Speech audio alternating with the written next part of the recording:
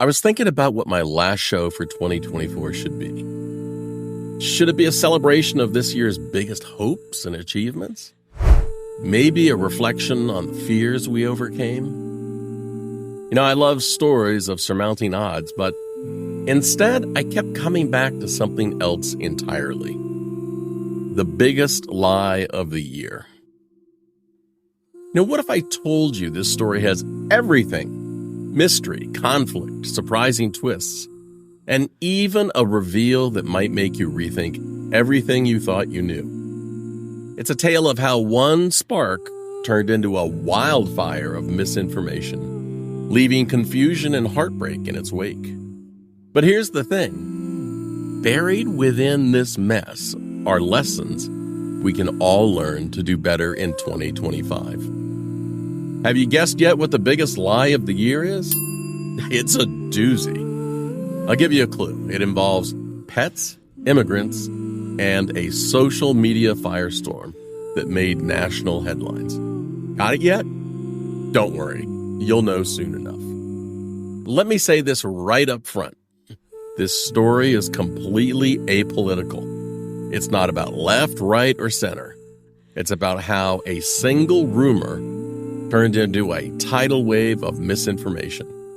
The real focus here is on how we, as people, react to the unknown and the unexpected. Hey, by the way, if you have a question you'd like to ask, drop me a line through oldguyinsights.me. That's me. I love this story because it has so many great moments. Surprise, a big reveal, and an outcome no one saw coming. Get comfortable and let's dive into a tale that's equal parts bizarre and eye-opening. And trust me, you're going to want to stick around for this one.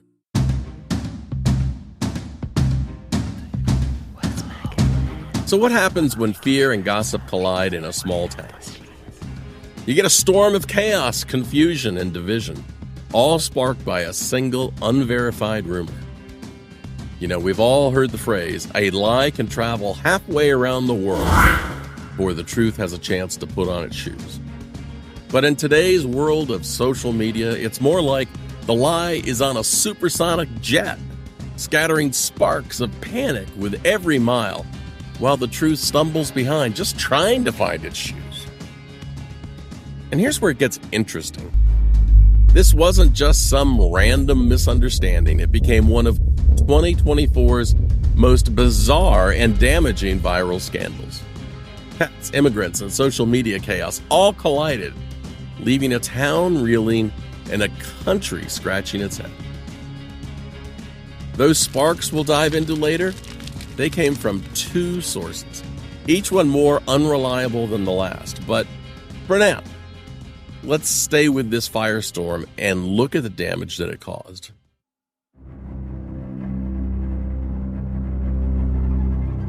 Let's rewind to earlier in 2024. It all started with a single social media post. A vague claim that pets were disappearing and Haitian immigrants were to blame. No photos, no witnesses, just a story passed along like a bad game of telephone. Fear of the unknown is like watching a horror movie. Our minds are overactive directors, turning the smallest creak into a full-blown monster attack. And social media? It's the soundtrack, amplifying every sound until it's deafening. Meet Dave. He's a retired factory worker who loves his quiet life in Springfield, Ohio, with his dog Buddy. And Buddy is such a good boy. Dave doesn't spend much time online, but his neighbor Carol sure does. And she posted a vague warning, "Watch your pets. I heard something terrible happened to my neighbor's cat." Within hours, the comment section exploded. People started speculating, adding details no one can confirm. Dave scrolls through, his stomach tightening. What if Buddy is next? And just when you thought the story couldn't get any weirder, people started talking about geese and sauce and parks and... but we'll get back to that later.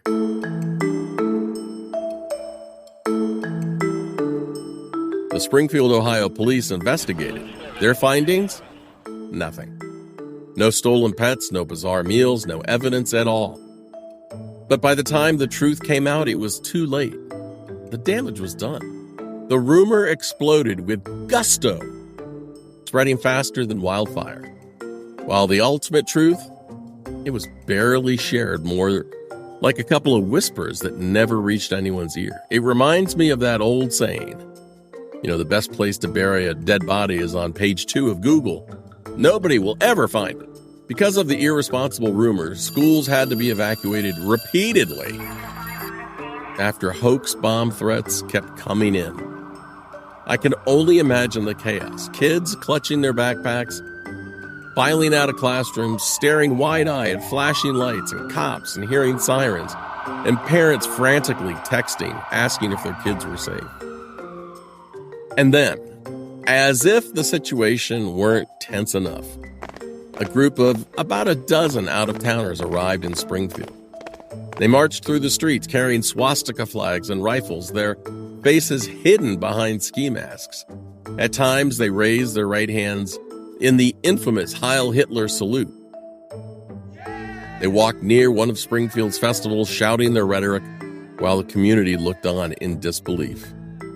The day ended peacefully, no violence, no arrest, but the sight of those symbols and the gestures left an undeniable chill. And why did they come? Were they trying to stoke fear, provoke anger, or simply make a statement? Well, perhaps the bigger question was it necessary? Was it wise? Only you can answer that. Even Springfield's Culture Fest, 20 years of celebrating diversity, was canceled. It's bad when the one event designed to bring people together gets shut down by fear. It's like canceling Christmas because the Grinch sent a vague email. Local businesses suffered as people avoided public spaces. Tensions escalated, and community meetings needed extra security. Springfield wasn't just scared, it was divided.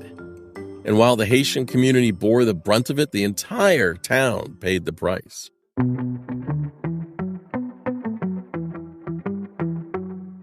This isn't the first time a story like this has caused chaos. No. False claims about immigrants stealing and eating pets date back more than a century. It's like a bad sequel to a movie no one wanted, just recycled scripts with the same tired villains. Springfield, in particular, has an even more compelling story. Back in 2011, Gallup labeled it the unhappiest city in the United States. Industries were closing, unemployment was rising, crime was increasing, and local residents were leaving in droves. By 2014, the city was desperate for a change and made a deliberate push to welcome legal immigrants to help fill a critical labor shortage. Thousands of Haitian migrants answered that call, bringing much-needed vitality to Springfield. Since then, companies have built new plants, factories, and warehouses, creating jobs and laying the foundation for a more stable economy. The influx of legal immigrants wasn't just welcome, it was necessary to support the city's recovery. Yet here we are, letting fear and misinformation undo so much of that progress. Fear often distorts the truth and makes progress look like a threat. And remember Dave clutching Buddy's leash? He wasn't alone. History shows us that fear of the unknown has always been a powerful weapon. But Springfield is learning something different now. How to turn that fear into opportunity.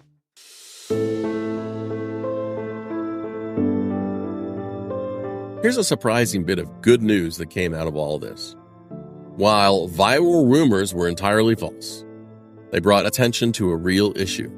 Some Haitian immigrants were struggling with driving, something that was more about adaptation than recklessness. As one local official put it, some of the people who are here are driving probably for the first time. And also the laws and norms of Haiti are just fundamentally different as far as driving than they are here. So instead of letting it become a divisive label, the state stepped up to help. The driver's manual was translated into Haitian Creole, and 10 driving simulators have been installed in Springfield to help the community become safer and more confident drivers. Hey, it's a small but meaningful step towards integration and mutual understanding. But ironically, one of the bigger losers in all of this is the town of Springfield and the local residents. Some of the Haitian immigrants who are here legally don't want to remain the focus of continued hatred. A few are moving out to other cities seeking safety and acceptance. This exodus, even if it's small, could have a ripple effect, negatively impacting local businesses and companies still struggling to find enough workers. Springfield has taken steps to rebuild trust, but the economic consequences of losing even a small part of its vital workforce may linger for years. And while the town works to heal, there's a bigger lesson here for all of us. What happens next time a spark like this catches fire? That's something we probably all need to think about.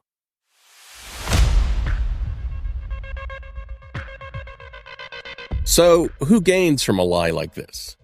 Is it trolls looking for clicks? Is it bad actors or foreign governments trying to divide us or sow division? Or just social media doing what it does best, amplifying outrage for engagement? Misinformation thrives because it doesn't need proof, just plausibility. And in a world where emotions drive clicks, the louder and more outrageous the claim, the further it spreads. It's like tossing a lit match into a room filled with dry leaves. By the time you realize the truth, the fire has already consumed everything. But here's the hard truth. While the targets of these lies, the Haitian immigrants in Springfield, pay the highest price, we all lose when fear replaces facts. Trust erodes, communities divide, and real problems go unsolved because we're too busy fighting shadows.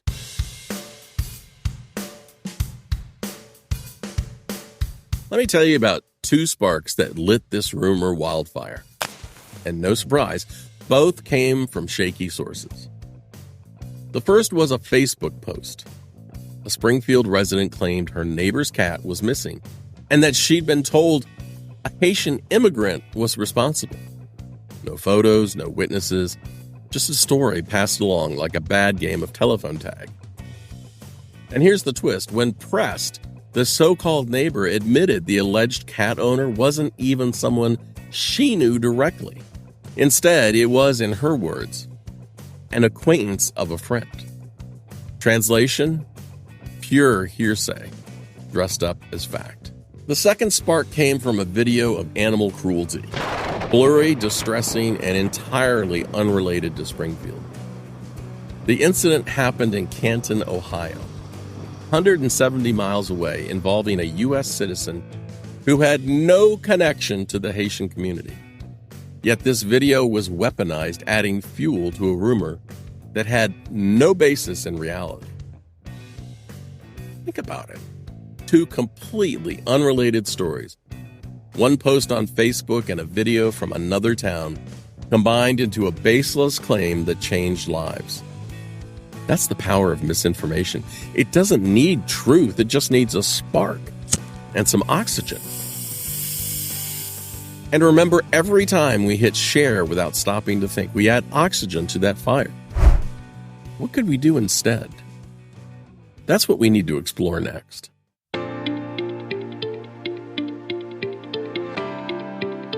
The story of Springfield isn't just about one small town. It's about all of us and how we handle the information we consume. Misinformation doesn't just happen, it spreads because we allow it to. And every post, comment, or share either builds a bridge or burns it down. My interest in this story and rumor has little to do with the actual people behind it or the people impacted. One of my life mottos is, there's no sense wasting a perfectly good mistake. And here's the mistake we can all learn from. It's not just about the sparks that start the fire. It's about the oxygen we provide by reacting, sharing, and amplifying. I don't want you to pick sides in this situation. but to think about what each of us could have done better to avoid being the arsonist, fanning the wildfire of misinformation. Forget about immigrants, Haitians, dogs, cats, geese. Think about the next time a rumor catches fire in your own community. Could you be the one to stop it? Could you pause, verify, and maybe even extinguish the flame before it spreads? Or is this just part of how the world works now? Is stopping it even possible? I'd love to see what you think in the comments. And what do you think? Should people who knowingly spread false rumors face any consequences? Or should we simply hope that individuals take more responsibility for fact-checking themselves? It's a tough question, but it's one worth asking. And let's not forget Dave. Holding Buddy's leash and scrolling through social media, feeling the fear spread like wildfire. What if that fear didn't have to spread at all? Next time you see a headline that sparks outrage, ask yourself, who benefits if I believe this? Who loses if it's a lie? Treat every sensational claim like a reality show trailer. There's always more to the story. Hey, choose truth over outrage. Pause, verify, and remember, sometimes the real story is the one that doesn't go viral.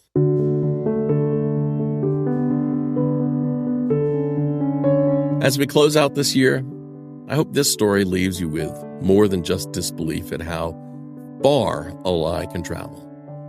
Let it be a reminder that we all have a role to play in shaping conversations around us. Misinformation is like fire.